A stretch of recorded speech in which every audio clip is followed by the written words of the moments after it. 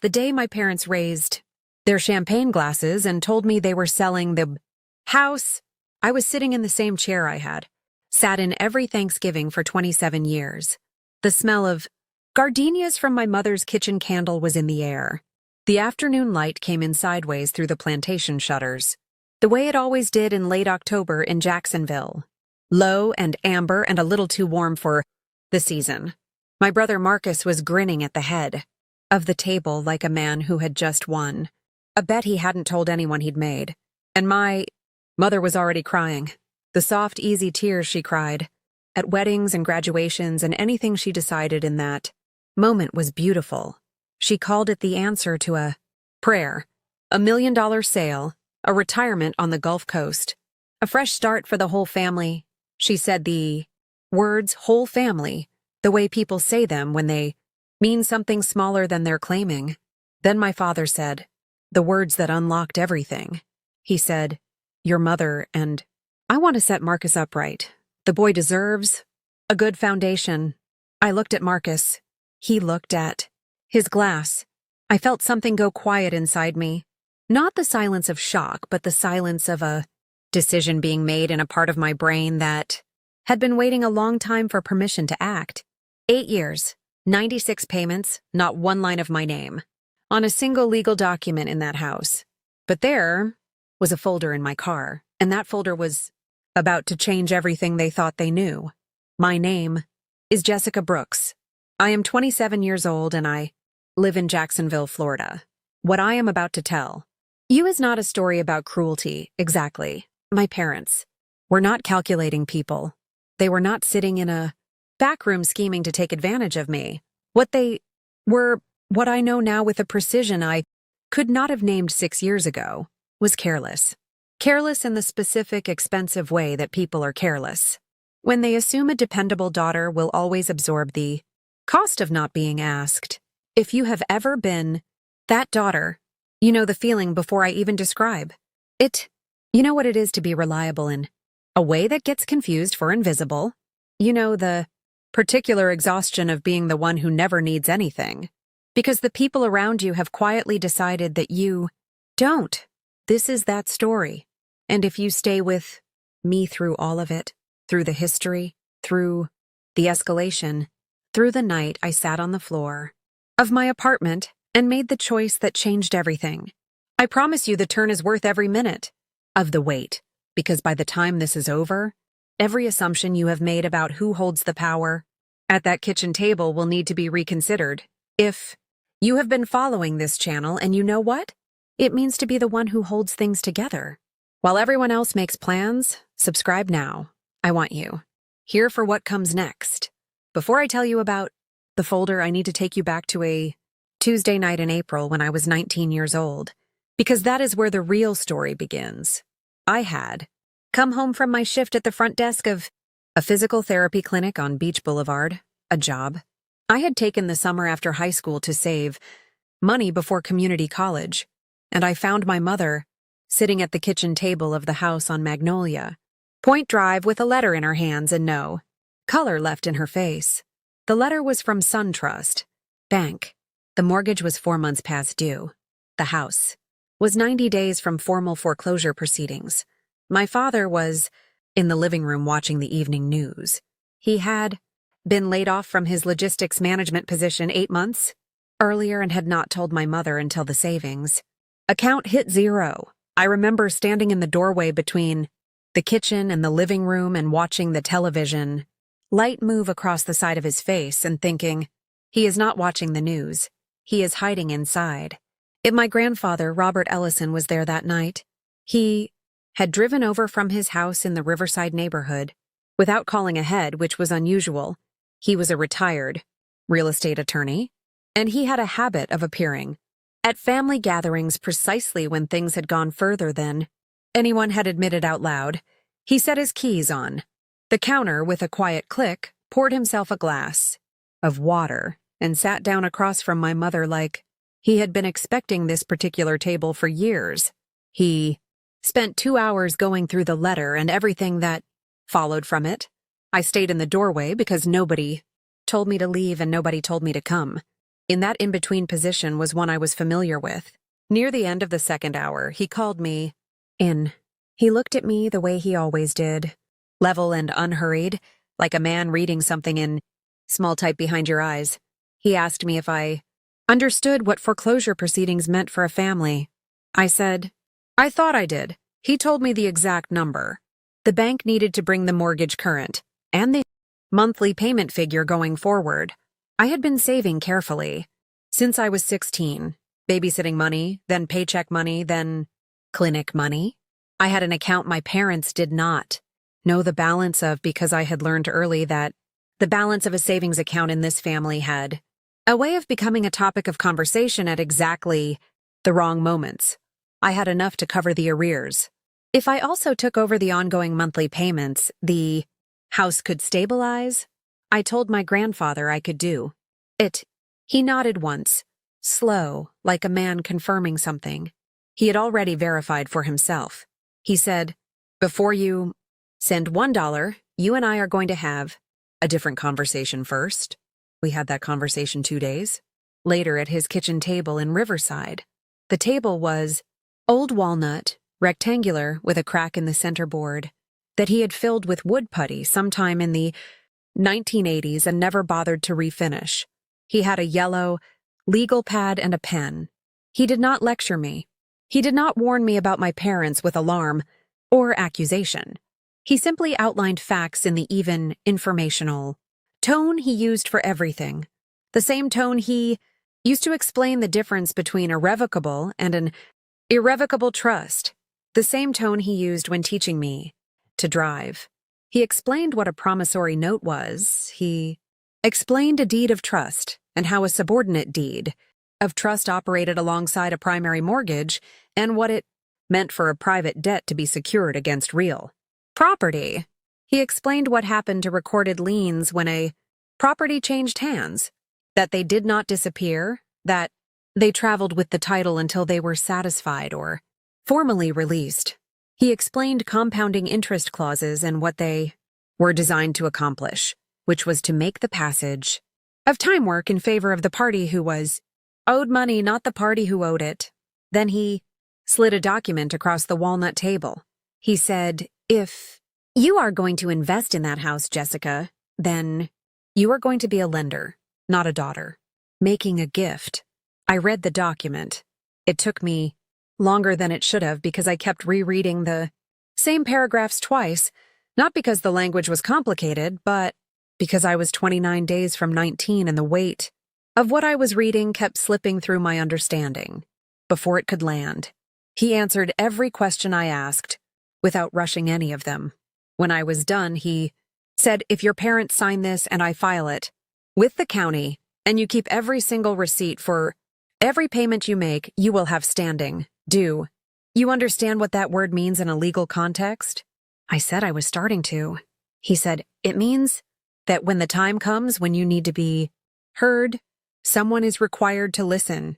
My parents signed the document 3 days later at their own kitchen table with my grandfather sitting across from them. They signed the way. Frightened and grateful people sign documents prepared by family members. They trust without reading the full language because they were certain the person in front of them loved them. Too much to trap them. They were right about the love. They were wrong about the trap. My grandfather filed the deed of trust with the Duval County Clerk's office.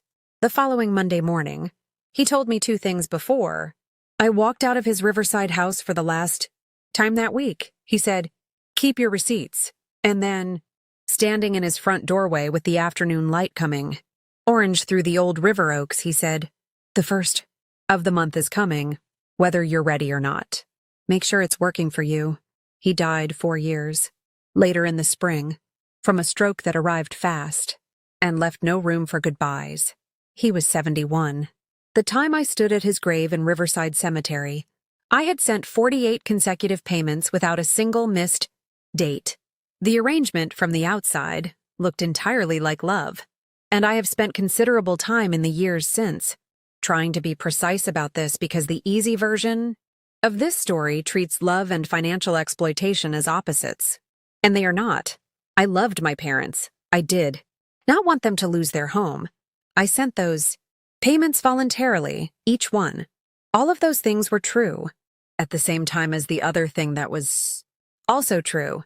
I was a young woman paying a mortgage that carried no version of my name anywhere on it, watching my parents tell people at church and at family dinners that they had worked through a hard stretch and come out the other side stronger without a single mention of how that had happened or whose money had made it possible. I was not in those stories. I kept the folder. The champagne glasses clinked on that October afternoon, and Marcus was grinning with the ease of a person who had never needed to maintain receipts, and my mother was crying the soft tears she saved for beautiful things. And I was the only person at that table who knew that the house they were preparing to sell had already been purchased, slowly, across 96 consecutive first of the months, by me. 2 days after the announcement, my mother called. She was using the voice she reserved for conversations. She had already decided the outcome of the voice that began sentences with sweetheart and wrapped the difficult part in enough warmth that you were meant to accept it before you could examine it. She told me the realtor had assessed the property at $980,000. She said the listing would be live in 3 weeks. She mentioned Marcus twice, the way she mentioned him when she wanted me to feel the weight of his need, as though it were equivalent to my own. His difficult few years, his potential, the way a real start could change the whole direction of a person's life. I waited until she was finished. I asked as plainly as I could what the plan was for acknowledging 8 years of mortgage payments. There was a pause on the line. Not dramatic, just the small, specific silence of someone who had already rehearsed this moment in their head and was now remembering how it had ended there. She said, "Sweetheart, your name isn't on a single legal document," she said. It gently. She said it the way you say something you have already determined is a closed question, a settled fact, a door that is simply not open. There was no calculated cruelty in her voice. There was barely even awareness. She genuinely believed she was informing me of a reality rather than revealing the full shape of what 8 years of first-of-the-month payments had actually been. I said, "No, Mom, I'll see you Sunday." I hung up and sat in the parking lot of the Publix on Old St. Augustine Road and watched the clock on my dashboard. For 11 minutes.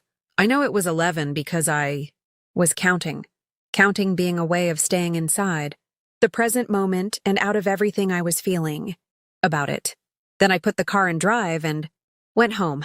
I called Dana Okafor that afternoon.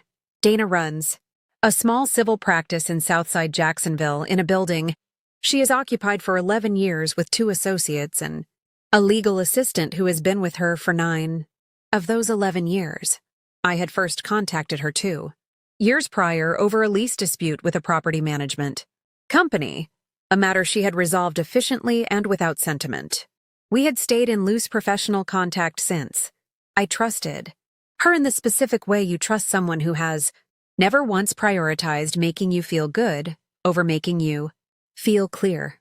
I told her everything. The promissory note, the grandfather's filing, 8 years of receipts in a fireproof box. In my closet, the call from my mother, the exact words my mother had used. Dana listened the way attorneys trained in civil practice listen, absorbing, categorizing, suspending questions until the full picture is present. When I finished, she said, "You said your grandfather filed the deed of trust with the county." I said yes. She said, "Then your lien is in the public record." She explained what I partly understood but needed to hear from someone whose words carried legal weight. A properly recorded deed of trust does not expire with time and does not disappear when a property changes owners.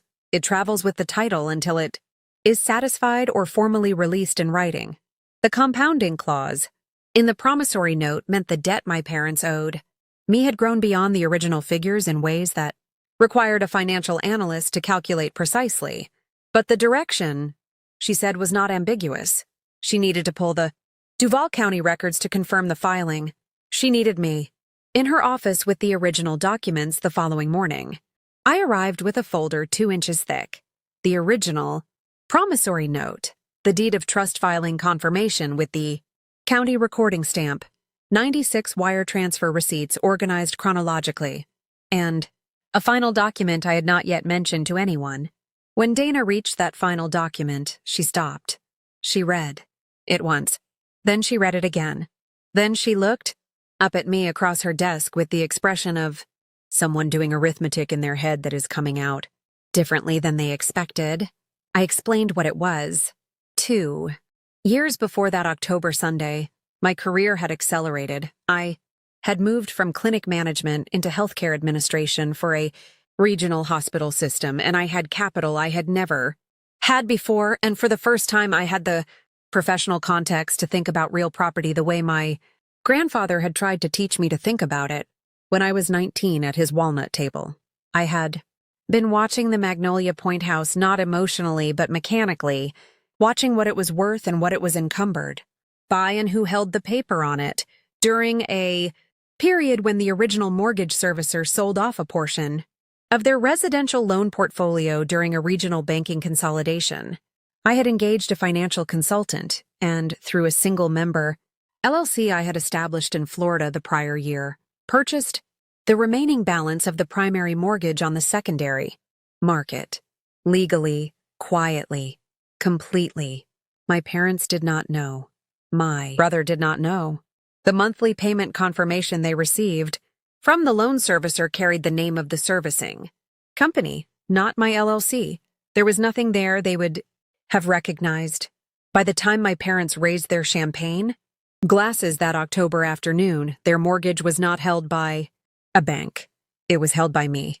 Dana set the LLC assignment document down with deliberate care. She said, "As of this date, your parents' primary lender is your LLC." I said yes. She said, "They have been making payments to you through the servicer for 2 years." I said yes. She was quiet. Then she picked up her pen. She said, "Get me your financial analyst's contact information. I need the full payoff calculation on both encumbrances before we do anything else." She paused. "And Jessica, you need to decide what you want this to look like, because the options in front of you are very different from each other, and only one of them can be chosen." I told her I needed a few weeks to think. She said that was the right answer. The weeks that followed had their own particular texture. The feeling of watching something move at a speed you chose and cannot slow even if you wanted to. The realtor listed the property at $990,000.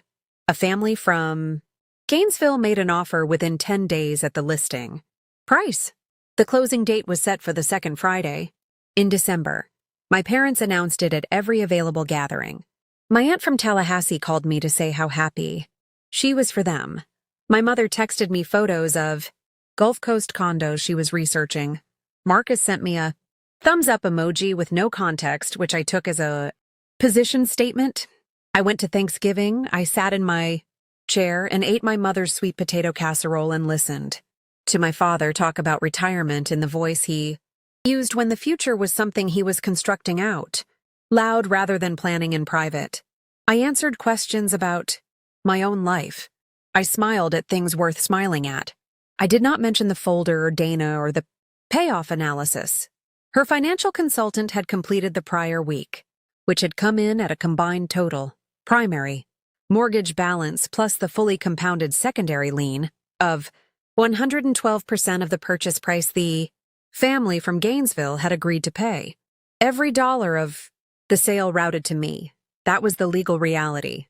Sitting at that Thanksgiving table with us, invisible, patient, present. In the room in the same way I had always been present in that room, quietly, without announcement, doing its work without being acknowledged. There was a night in the third week of November when the weight of the whole thing came down on me in a way I had not fully prepared for. I came home to my apartment on the South Bank after a 12-hour day and walked through the door and simply did not make it any further. I sat down on the floor with my back against the base of the couch in the dark, and I stayed there. I did not turn the lights on. I did not make dinner. I had poured a glass of water when I walked in, and I set it on the floor beside me and did not drink it. The city came through the window the way Jacksonville does.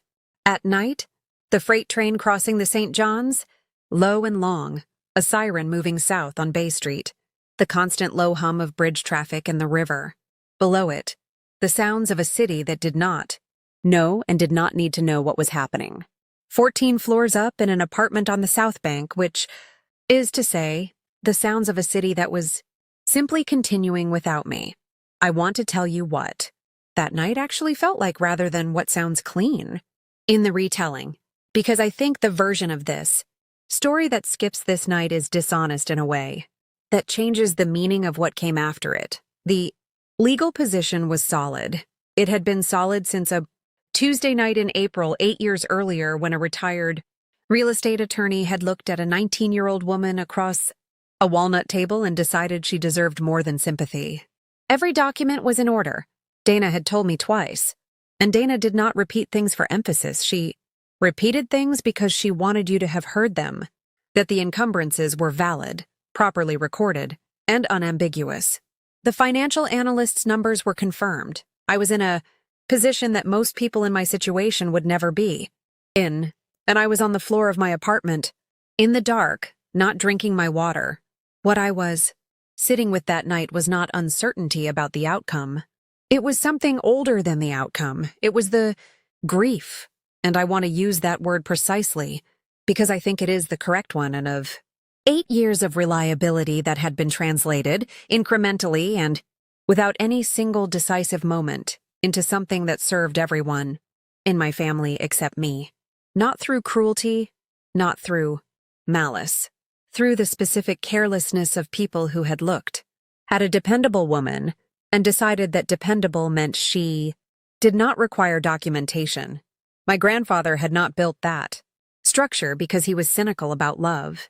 He had built it because he loved me in the particular and serious way that takes a person at full size. He had seen that I would absorb things without naming them. He had seen that I would find ways to reframe sacrifice as responsibility and keep moving forward because stopping felt like failure, and failure felt like leaving people without what they needed. He had seen all of that, and he had decided it was not enough, that I deserved more than the quiet endurance of it. And so he had given me documentation. He had given me a mechanism by which the passage of time worked for me instead of against me. He had given me standing. The word he had used, the word that meant when the time comes when you need to be heard, someone is required to listen. I sat on the floor and thought about Marcus. Not with pure bitterness. I was trying to be honest that night rather than tidy, and pure bitterness would have been a simplification. Marcus had not taken anything from me directly. He had occupied the gravitational center of my parents' attention in the way that certain people occupy it, not through cruelty, but through being the one the family's architecture had been built around, and the building material for that architecture had been, consistently and without acknowledgement, me. I thought about the car I had driven 6 years.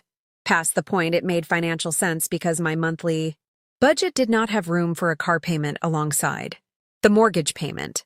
I thought about the promotion I had turned down twice because relocation felt like instability, and I was already carrying enough instability on other people's behalf. I thought about the Sunday afternoons I had not spent doing things I wanted to do, and the raise I had not negotiated hard enough for, and the weekend trips I had not taken because the first of the month was always coming and the budget was always tight and the calculation was always, what can I give up so the other thing can continue? I thought about the holidays I had spent at that kitchen table performing gratitude for being included in a life I was quietly bankrolling. I thought about the way my parents had spoken about me at family gatherings. Jessica is so steady, she's always fine, and how the word steady had been used as a compliment that was actually a description of utility. Steady person does not make demands. A steady person absorbs. A steady person does not require the conversation about equity or fairness or what her name is and is not on. She is simply there every month the way a utility is there. Reliable, unacknowledged, assumed. Somewhere past midnight. Sitting on that floor in the dark with a glass of water I had never touched, I made my decision. I was not going to let the sale close and watch every dollar route silently to my LLC while my parents sat in a title company conference room surrounded by strangers and understood for the first time what 8 years of assuming had cost them. That was available to me. It was legal. It would have been, in purely mechanical terms, the most complete possible accounting of what had happened. It was not what I wanted. What I wanted was the kitchen table. I called Dana in the morning. She listened without interrupting. Then she said, "I've already drafted both approaches. Tell me which direction and I'll finalize." I told her. She said, "Then let's prepare your offer. 10 days. Before closing, Dana sent formal written notice to the title company handling the transaction. She notified them of 2 recorded encumbrances against the property requiring complete satisfaction before any title transfer could be executed. The notice included the combined payoff, demand figures, and supporting documentation. The buyer's attorney ran the standard title search as part of closing preparation. What they found halted the transaction before it moved to the next step. 2 encumbrances, both properly recorded in Duval County, with a combined payoff demand that exceeded the agreed purchase price by 12%. The buyer's attorney called the listing agent. The listing agent called my father. My father called my mother. They called me twice and I did not answer. They reached their own attorney, a general practice attorney named Robert Finch, operating out of a building in the Avondale neighborhood, and Robert Finch pulled the county records himself. He reviewed the filing dates. He reviewed the assignment documentation. He reviewed the payoff calculation. He called my parents back within the hour. I do not know the exact language he used to explain what he had found. I know that when my father called me that evening, his voice had a quality I recognized immediately, even though I had never heard it before. Not anger and not grief exactly, but the sound that lives underneath both of those things, the sound of a person in the moment when something they believed impossible is being confirmed as fact. He said, "Jessica, we need to talk about this." I said, No, I'll come Sunday." The kitchen smelled like gardenias. The same candle, the same table, the same plantation shutters letting in December light that was thinner and more direct than October light had been. My father's hands were flat on the table. My mother was not crying. Marcus was not there. Dana had offered to be present and I had declined. What happened at that table was not a legal proceeding. It was something older and more specific than a legal proceeding, and it needed to happen between the people who had been sitting at this table for decades without intermediaries, because the intermediaries would make it smaller than it was. I opened the folder. I laid the receipts out. First, one at a time in chronological order, everyone dated the first of the month, everyone for the same amount, 8 years of wire transfer confirmations arranged, in rows on the surface where my mother had told me my name wasn't on anything. I did not rush. I did not explain. I let each piece of paper land where it landed.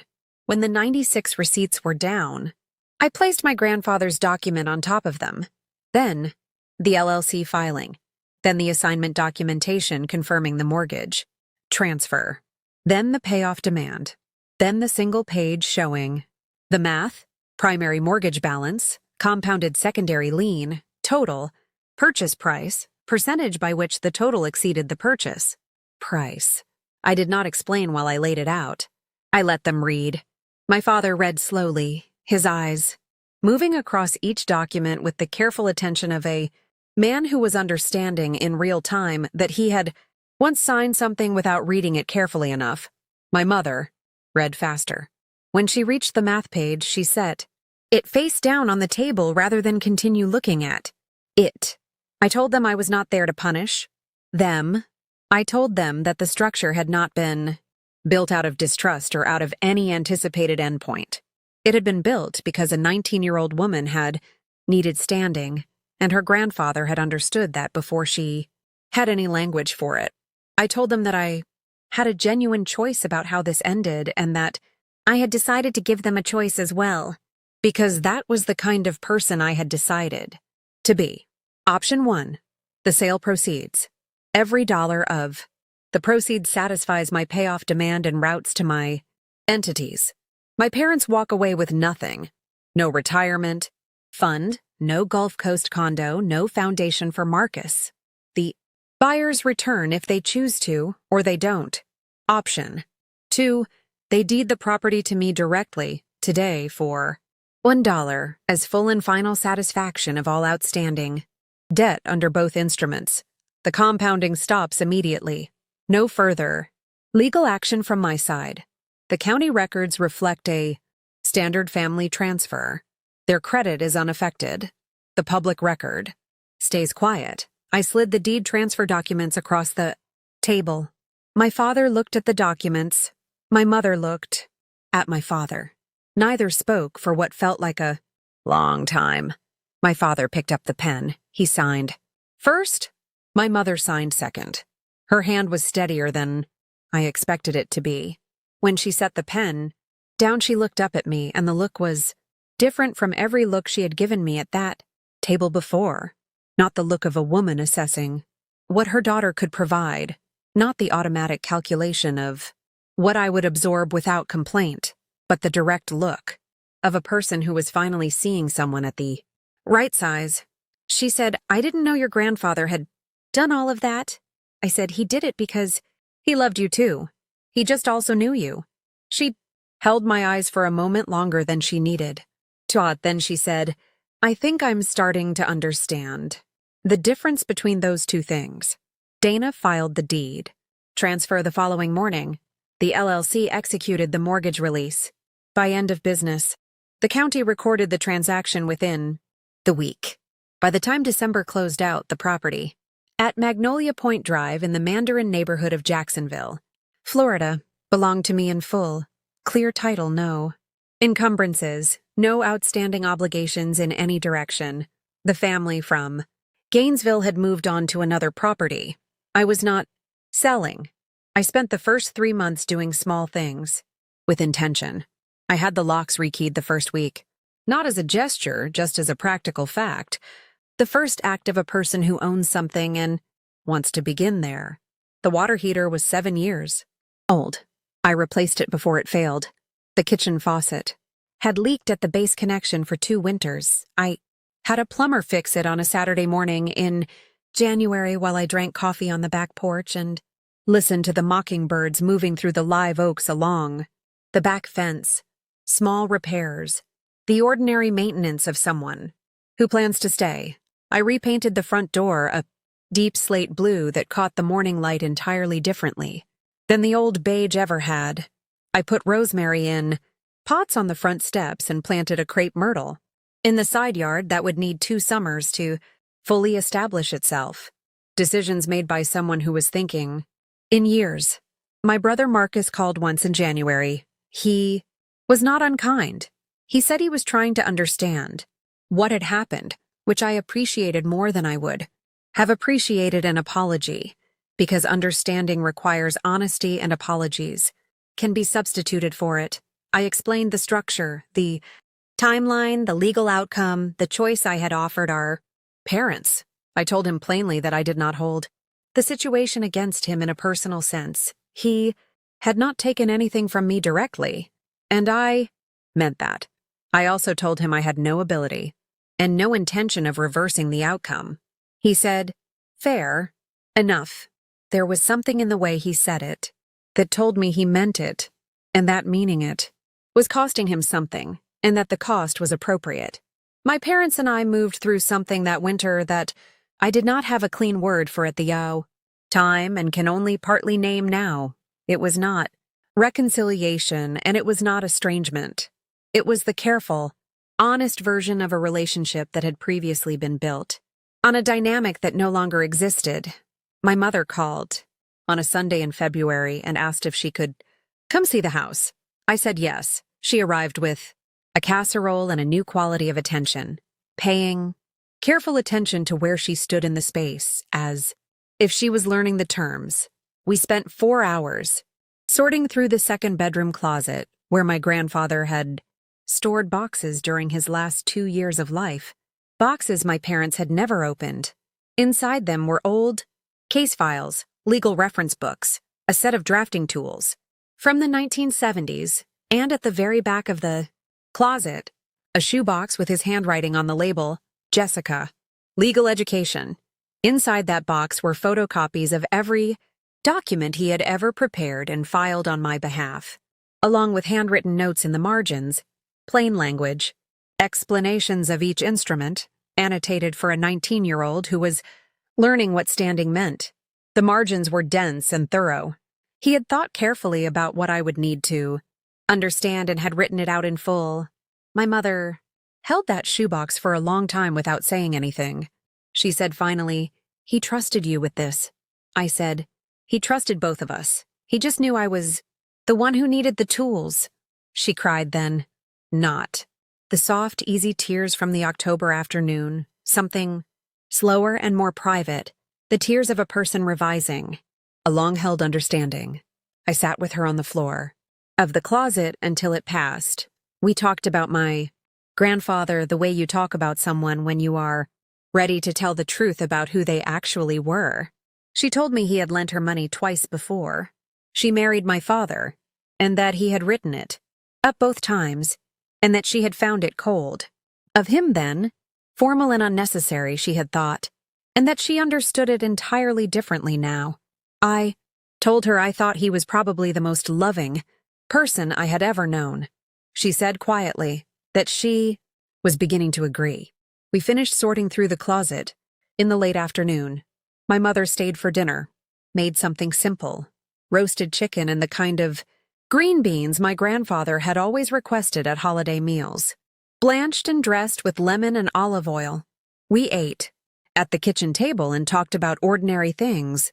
Her plans, my new position, a cousin's engagement she had heard about from my aunt in Tallahassee.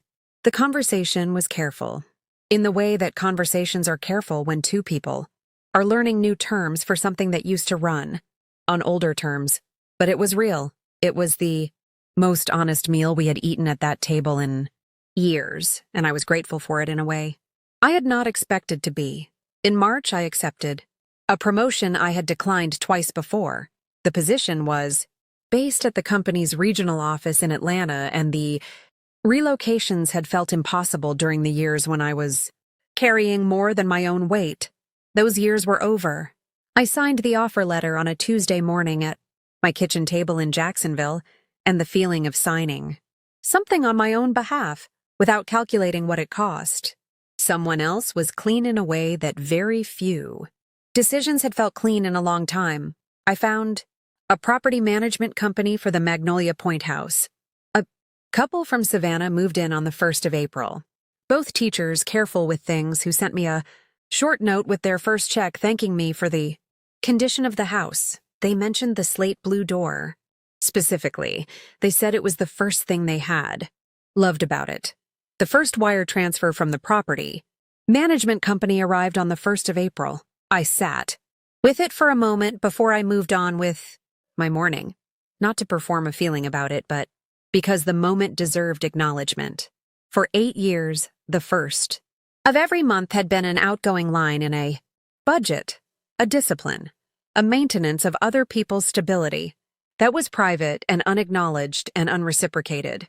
Now it was an incoming notification, something arriving rather than something departing. I thought about my grandfather standing in his riverside doorway in the late afternoon light of a Tuesday in April, telling me the first of the month was coming whether I was ready or not.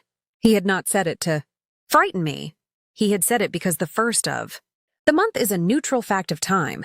It arrives for everyone, for the prepared and the unprepared both, for the people who have built structures and for the people who assumed structures would be built for them. What changes is not the arrival. What changes is what the arrival means when it gets there. For 8 years, it had meant cost. It had meant that I was holding something up that did not have my name on it. It had meant that reliability was the price I paid for being the person in my family who did not require a foundation laid by someone else. Now my name was on the deed. Now my name was on the mortgage release. Now the first of the month meant income, arriving on schedule, and the house at the end of Magnolia Point Drive had a crepe myrtle in the side, yard and a slate blue door and 2 tenants who wrote notes by hand and meant them. The first of the month still comes every month. That has not changed. What has changed is everything else. I am not the kind of person who gives advice about family or money, or the complicated and often painful territory where those two things meet, because I know that my situation had elements that are not universally available. A grandfather who saw clearly and who was trained to act on what he saw, and who loved me enough to give me something more durable than comfort. Not everyone has that. I know that. What I can tell you is what he understood when I was 19 that it took me years to fully absorb. Reliability without documentation is not an investment. It is a gift given without terms to people who have not agreed to receive it as a gift, and in families organized around a person who never needs anything. That gift will be spent without accounting, because the person giving it has been made invisible enough that the spending does not require a conversation. He refused to let me be invisible. He put my name on a document before I knew how to put my name on anything. He told me to keep my receipts, and I kept every one of them for 8 years in a fireproof box in a closet, because keeping them was the only way to make the future real enough to hold. The future arrived. It arrived on the first of the month, the way my grandfather said it would, and it was mine. I no longer send money to a house. That was never in my name. I no longer absorb costs that belong to the conversations nobody wants to have. I choose what I contribute, and I choose what I keep, and I hold both of those choices with the same level hand my grandfather taught me to use at a walnut table in Riverside when I was 19 years old and learning what it meant to have standing. I chose myself. Subscribe to Betrayed Bloodlines for more true story-style boundary wins.